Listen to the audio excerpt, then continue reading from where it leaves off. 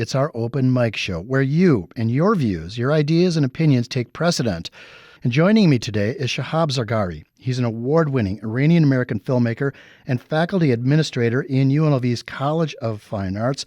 He was on State of Nevada about a year ago promoting an album of cover songs created to support anti-suicide efforts through the Trevor Project. Shahab, welcome back. Yeah, thanks for having me. So how did that album project go last year? What are your thoughts? It went pretty well. I think we raised a lot of awareness for anti-suicide efforts and the Trevor Project itself.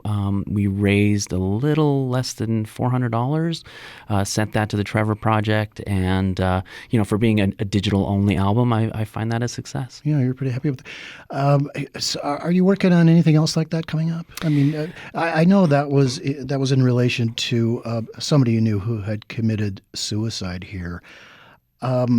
Just about everybody in Las Vegas, it's a strange thing to say this, but almost all of us have known somebody who has committed suicide. Aside from that person, have you known other people? Several, that's amazing for you to hear that. Yeah, and every time it happens, you think, were there signs? Is there something I could have done? And it really hurts. The people that are left behind, the family and friends, we're the ones who hurt and carry on. So it's tough. You also went through something that a lot of people will remember, even though the news cycle goes so quickly here. But that is December 6th at UNLV. A man killed 3 faculty members. He seriously injured another. UNLV police got into a shootout with him and killed the man. This was a week before final exams, which were then canceled. People went home, faculty and students went home. They came back just last week. And experts on trauma and PTSD say the impact of a shooting can be insidious, that people might have been scared immediately or numb, but the full psychological impact of something like that could come back months later. So what has it been like to be back on campus? Yeah, I mean, it was interesting because, the week after, it almost felt like it was COVID again for us. Can we go outside? Can we do things? And so I really commend, UNLV for allowing the students and faculty that time to heal and process what happened. Even if you were on a part of campus that wasn't close to Beam Hall, you were still barricaded, under your desk until the police evacuated you. And so those kinds of things still add to that trauma, even though you don't realize it at the time. You work there, but you also have another family connection to campus. That's true. Yeah. So, and that was pretty scary for me because my daughter is a sophomore, and we were locked in 2 completely different buildings, and that lack of control, it was hard. It was tough. Yeah, really, really tough. Are people talking about it on campus, like when you got back last week?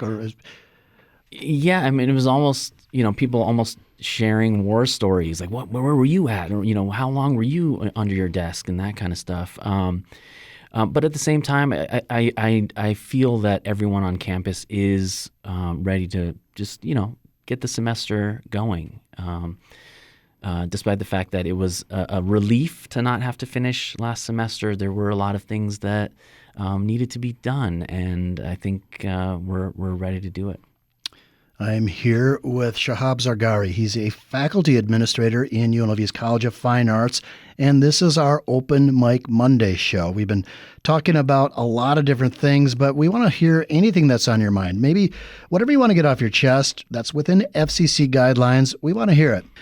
And Tom, that caller, had a really interesting take on time travel. I mean, whatever he thinks about Donald Trump, I love the time travel thing because actually, Shahab, that's part of a film project I don't want you to get into specifics because you won't tell me anyways, Yeah. that you are delving into now. Talk a little bit about that. Yeah, I was as Tom was speaking, I was like, "Wow, that sounds like he's talking about the film we're working on." Yeah. And so essentially, we've started pre-production. We're going to do pre-production all of this year, and then shoot in 2025. So hopefully for a 2026 release, but.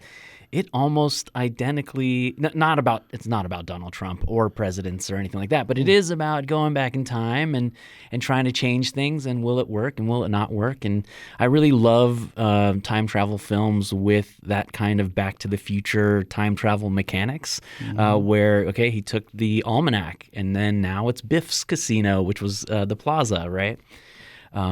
So yeah, I can't really tell you too much about it because we're still just kind of piecing things together. But just 2 days ago, I bought the chair for our time travel or our time machine off of OfferUp for $5. It was like one of these gaming chairs. I was like, I got to get it. That's funny.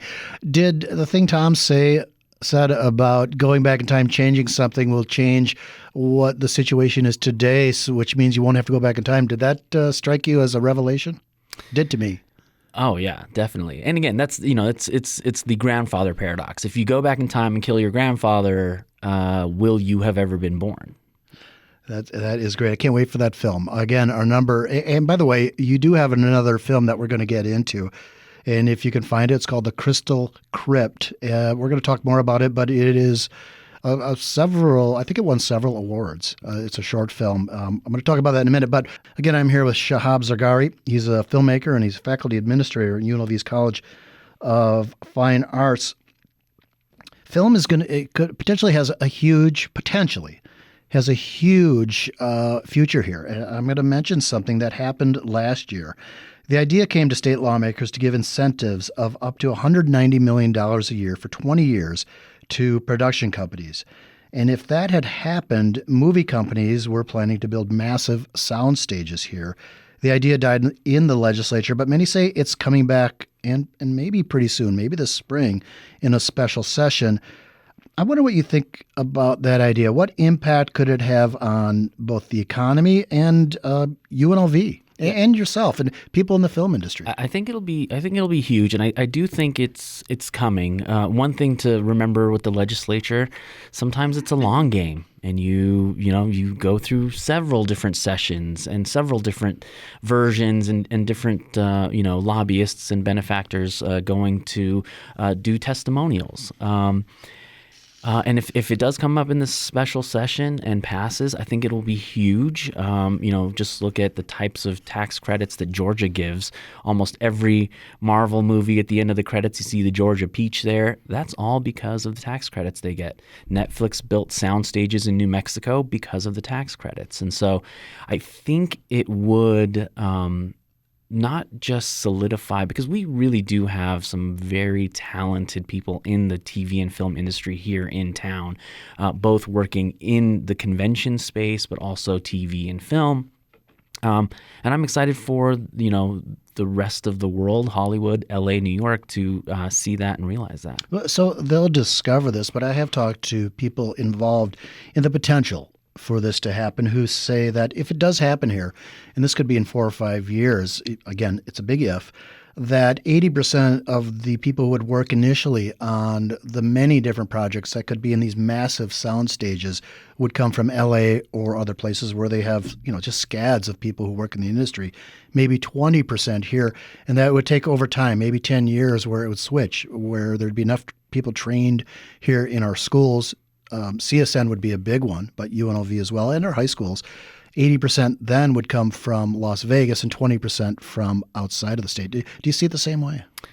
I think it's a good hypothesis. I don't actually think it's true. I think currently with the Raiders and all of the video production that comes with. I mean, Californians are already moving here. The spike in real estate, as someone mentioned earlier, all of this has to do with the sports and the Marky Mark coming here and Nicolas Cage doing a bunch of film here. I think the 80-10, 80-20 is already here. And so I think with the tax credit, it might just explode and just open it up to everybody. Okay, so when you want to do a film here, do you think you could do a feature production here? Are there enough people in Las Vegas?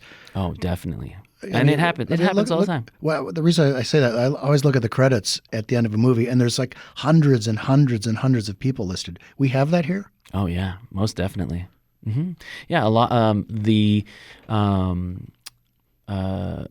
few directors of photography that I work with, they shoot stuff for Hallmark, their Christmas things up in Reno. And we have tons. We have tons of people that work in TV and film, and it's just we need the spotlight to showcase that. And, over the weekend, Shahab, I was talking to a fellow skeptic again.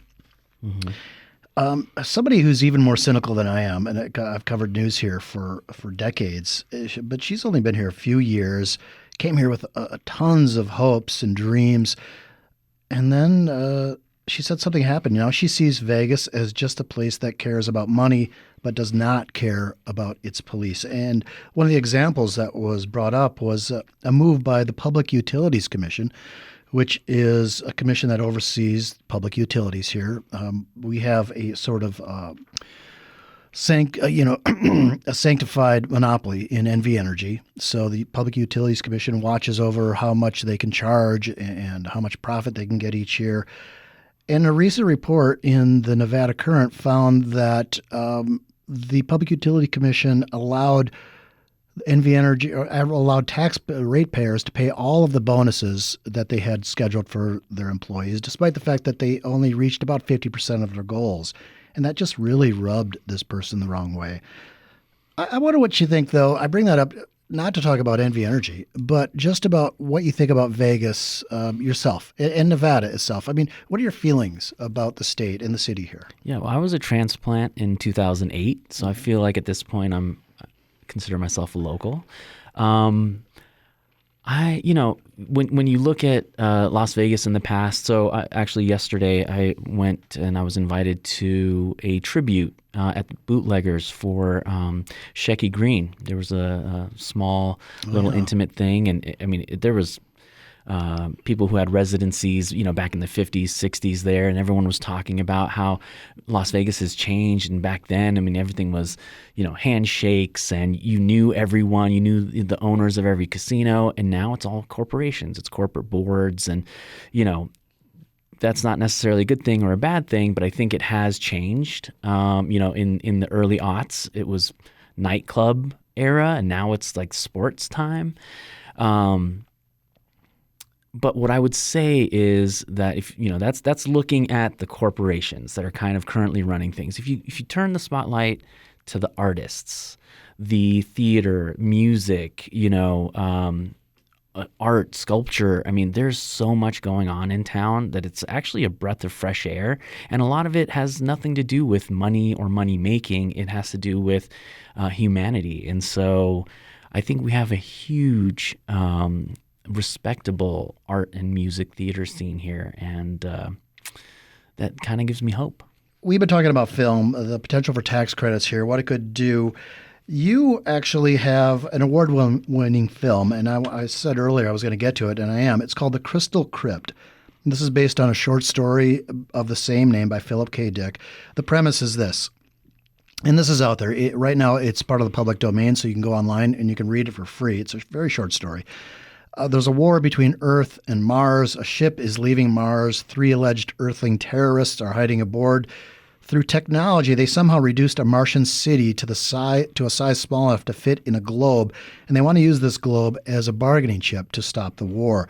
So the Crystal Crypt is really about war, and war is always part of humanity. And right now, the United States is fighting a proxy war, some would say on 2 fronts, Ukraine and, to some degree, Israel.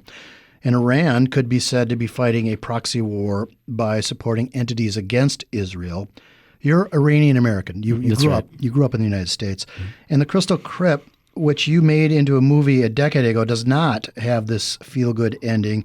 But there are several questions I have about it. First of all,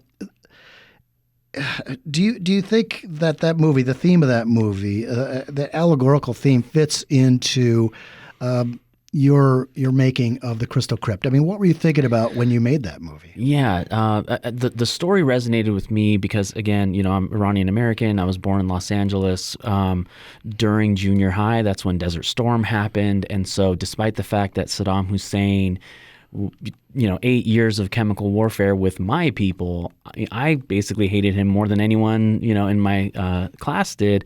They were, kind of bugging me and calling me Saddam and stuff. And so that was my first, okay, well, how do you know, who is and who isn't a terrorist, who is and who isn't an insurgent? We're all kind of human, and we're all kind of, especially in the Middle East and Southwest Asia. I mean, to me, when I look at someone who's, Jewish or Iranian or, Uzbekistani, they all kind of look the same to me, Greek, I mean, Italian, I mean, everyone, and so we're all human. And so that was kind of my take on it. But that story specifically was this cat and mouse game, of making the audience think they know who the terrorists are and who the undercover is, and then we just kind of flip it on them, kind of thing. But the sad ending that you're talking about, we actually took that out because in the end, spoiler alert, the story was written in the 50s, it's not really a spoiler, the humans are caught and they're taken to Martian jail, and we cut that out because humans were the ones who were going to be watching this film, and we didn't want to leave them with an icky ending, so we just kind of ended it short and kind of did a Lady and the Tiger kind of ending where you don't know who wins, and we just leave that up to the viewer. So you sound like a glass half full type person. Yeah, definitely. Yeah, definitely. that's definitely you. And thank you for that. Eric, welcome to the program. Well, last night I saw the re-release of the movie One from the Heart. It's an interesting movie that was made by Francis Coppola in the 80s on the heels of Apocalypse Now and The Godfather. And it's a love story set in Las Vegas. And, you guys were talking about tax credits and the film business. This is a movie that was actually shot entirely in Los Angeles. He actually recreated downtown Vegas on a soundstage with all the neon and everything. Oh, my. And when I was a kid, I had an internship on it. And I redid the Mint, they redid the Horseshoe. And do you remember Nastasia Kinski? Yeah. She was the one that I think had the affair with Roman Polanski, who was then, thrown out of the country. Yeah, she had that famous photo of her with that giant anaconda. Yeah. Yes, and in the movie, she does a dance, not nude, in like a leotard, inside of a giant martini glass.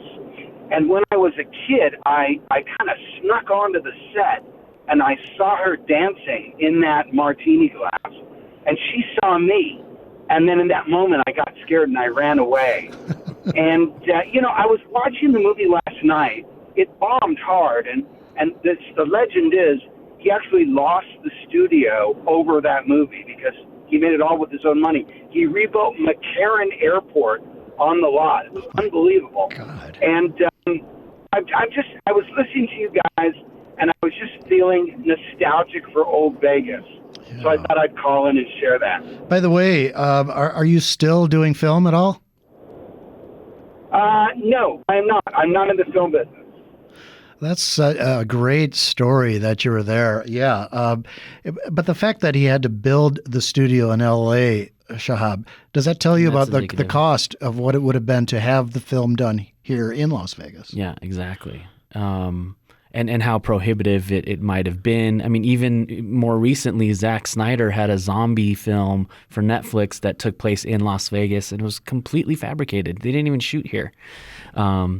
And in those instances, just on a personal note, I dislike how the map is wrong.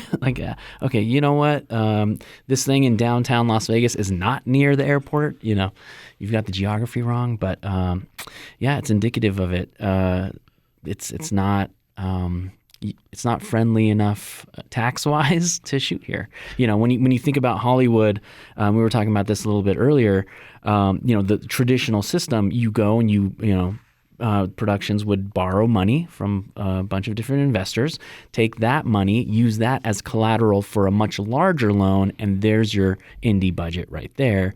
And then if the film bombs, then no big deal, and you take that as a loss on your business, and you're winning on taxes. And if the film does well, now you have profit, and you have to pay taxes on that. But guess what? You can do the same loophole again and make another film, and it just keeps going like that. So they will go to where it's most beneficial and where they can get the most tax credit.